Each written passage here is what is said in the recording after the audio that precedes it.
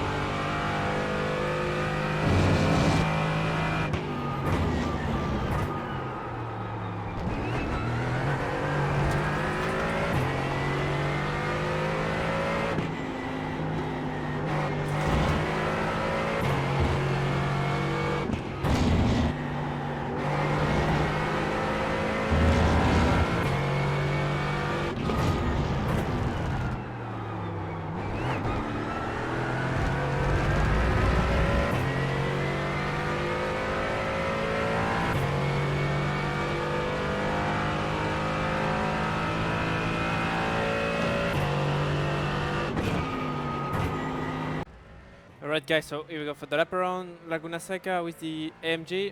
So yeah, we just crossed the start finish line, then we move on T1, I guess this is sort of T1, and then we move straight away to the right side. As you can see, we'll just try to go as much as I can to the right side, so I'm just trying to use all of the track on the right side, and then when I'm getting close of the forward on the right side, just going on the brake, just trying to make sure, as I said, just trying to make sure I can use the most of the track. So as you can see, if you look at the whole braking zone, I'm just putting almost all of the car on the runoff, and then when I'm crossing when I'm getting past the two board, from the two board I'm just starting to get back on the track, and then I'm just going for the corner. But once again, getting past the four boards, then just going on the brake, trying to make sure I'm not going too deep on the brake, so then I can really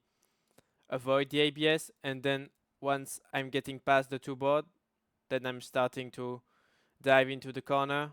We'll slowly start to release the brake, so then I can get the rotation on the entry.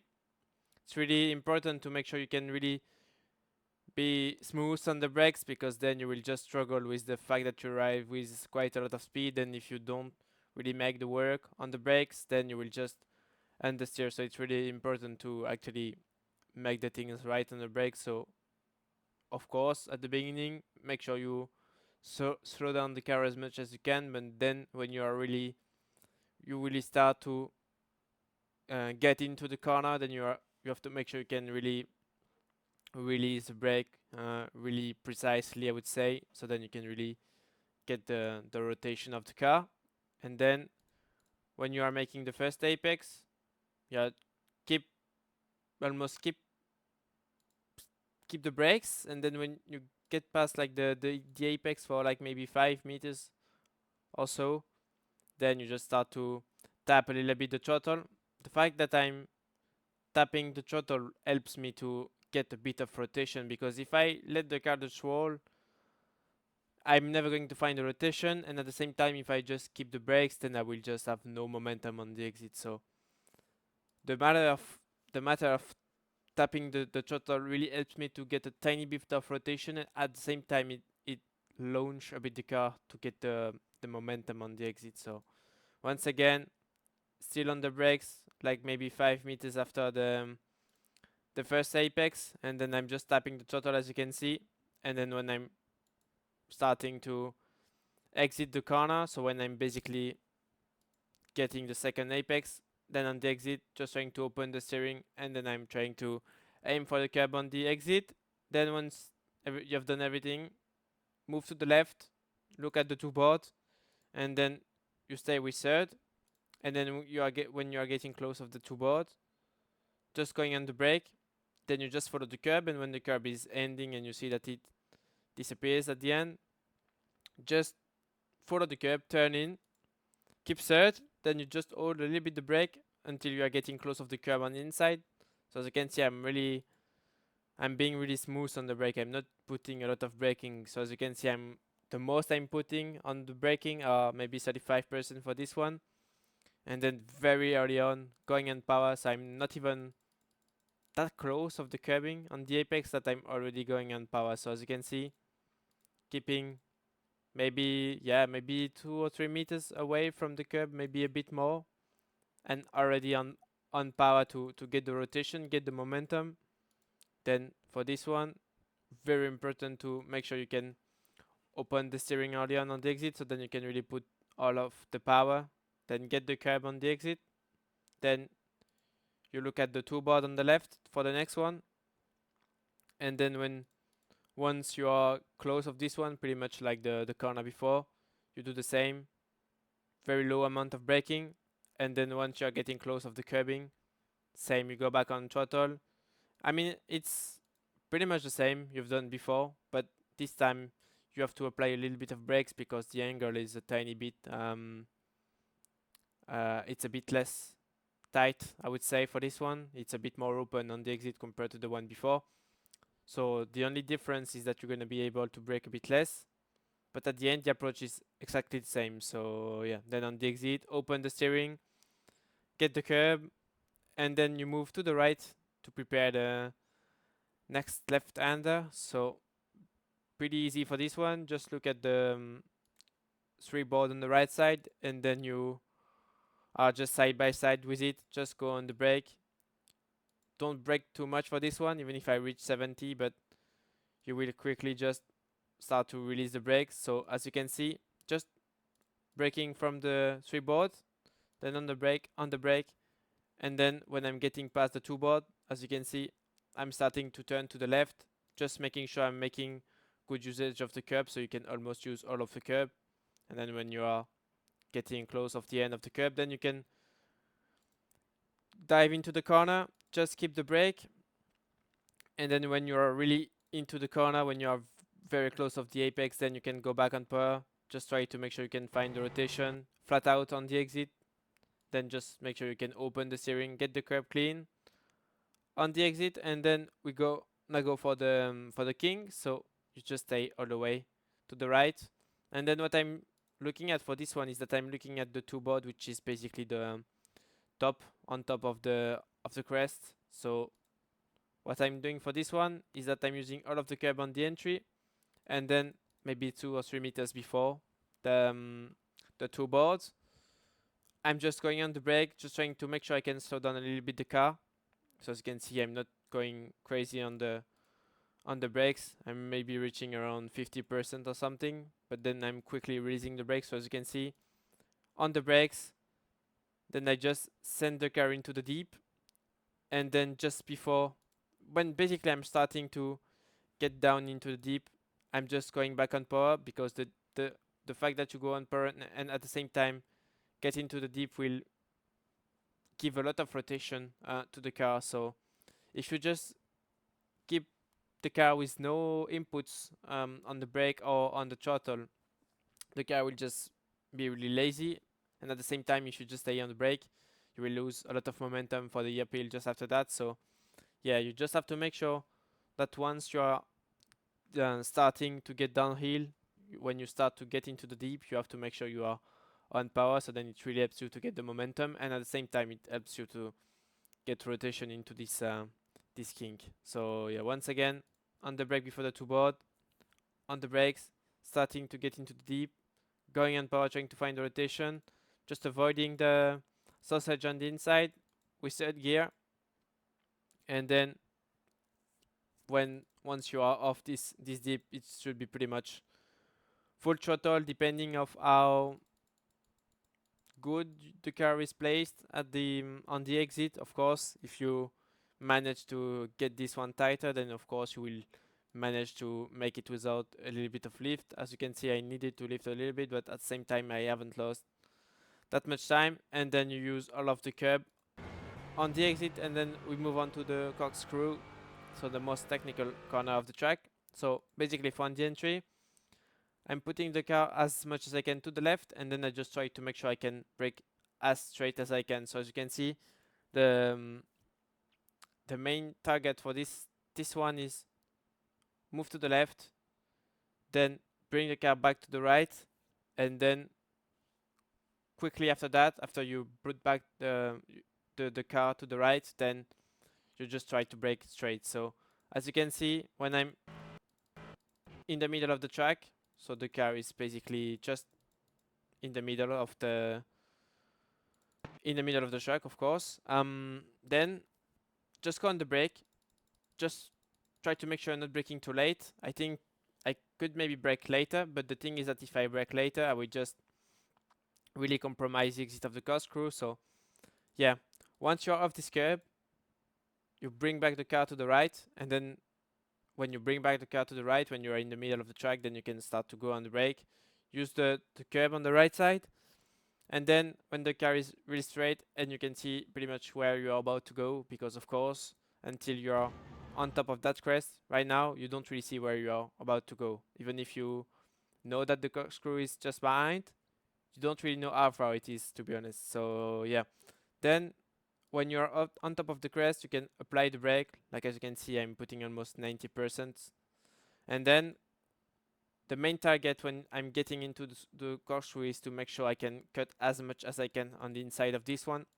So as you can see, I think I'm putting the two left wheels on the gravel, which is not enough track. So it's pretty good, because then if I do that, as you can see, so just going a bit backward, as you can see on the brake, dropping to second, then I will release the brake to make sure I can get the rotation to get the left wheels into the gravel.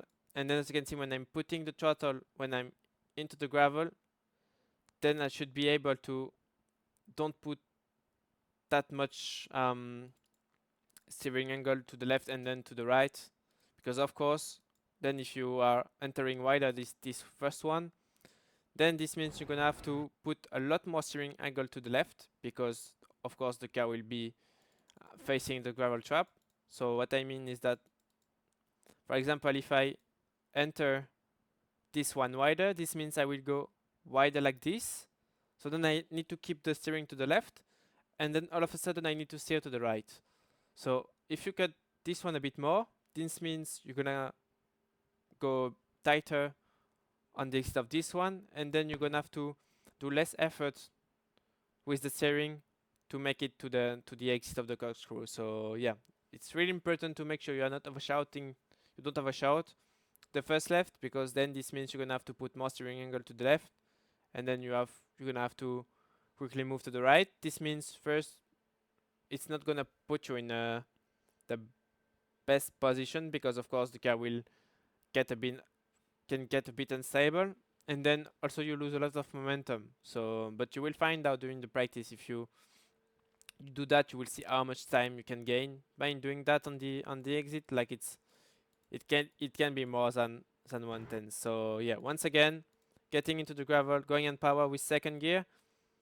Then when you are in this position, when you're off this corner, it's just about turning to the right, and then you should be in the perfect position to go through the exit of the corkscrew. As you can see, just trying to manage a bit the throttle to make sure I can keep the car stable. Of course, I'm not trying to go full power, because at that point the car is really light, I would say, so it's really easy to lose the traction and get some wheel spin. So yeah, very important to make sure you can lift a little bit the throttle, so then you can really optimize the traction. Then as you can see, getting the curb, just trying to make sure I'm not getting the gravel on the inside, because then I can get sideways really easily, I would say. And then as you can see, when I'm off the corkscrew, just keeping the car in the middle of the track, moving of course the car a bit to the right because then I want to prepare the next corner. So then when I'm heading into the corner, I'm just releasing the throttle. So as you can see, when I'm really starting to get down into the corner, I'm just releasing the throttle, going a little bit of the brake, and then this one is pretty tough because there is different lines, different ways to make it. So what I'm doing for this one is that it looks like when I'm in the middle of this curve, but it's not really natural to look on the right because of course the next one is a left-hander. But yeah, when I'm really starting to get down into the corner, you can see that at that point it really starts to get downhill, to get into the corner. Then when I'm on top of the crest, just starting to release the throttle, using a little bit of braking to find the rotation, but I'm not really holding the brakes because I just wanna find a bit of rotation by tapping a little bit the brakes, and it's the matter by touching the brakes like that is not to really slow down the car, but more to find the rotation. Of course, you need to slow down a bit the car, but the main target is to find the rotation. And once I found the rotation and the car is the speed of the car is it's perfect, then just before I'm hitting the apex and riding through the curb, just going back on power. Then when I got past the sausage, then I can go fully on power, trying to aim for the curb on the right side, and then I quickly need to move the car to the left. When I'm getting close of the two board, but it most likely when I'm getting close of riding on the curb. So as you can see, I'm not in the curb, that I'm already braking, that I'm going on the brake, riding the curb, trying to use as much curb as I can. And then as you can see, just going a bit more on the brake on the entry, like maybe 40%. But once again, you need to slow down a bit the car, but at the same time, the main work is to find the rotation with the brake, even if of course you have to slow down the car, but you're gonna have to put more effort into trying to find the rotations than slowing down the car. So once again, on the brakes, 30%, and then when I'm off the curb, when I'm starting to get into the deep of the corner, then just releasing the brake, going on power, and then as you can see, once again, just before going on the curb, making the apex full power, then just trying to make good usage of the curbing on the exit, and then you quickly need to move to the right side for the last corner. Looking at the two board, it's going to be my braking reference. So as you can see, the closer I'm getting from the board, and then I'm just going on the brake, trying to go deep on the brake, trying to slow down the car as much as I can. And then when I see that the curb is ending, when I'm getting close of the end of the curb, then I will drop to second, release the brake, trying to find the rotation, trying to make good usage of the inside. As you can see, just riding the sausage, and then just before I'm getting on the sausage, just before I'm going on the sausage, then I'm going back on power, trying to find the rotation. And then as you can see, when I'm going off the sausage, just trying to make sure I can quickly open the steering, so then I can put 100% on the throttle. And then on the exit, just trying to make sure I can use all of the track, so keep the left wheels on the blue and white curb. That's good enough to stay into the track limits. And then pretty simple, flat out, and then we're gonna cross for a second time the start finish line.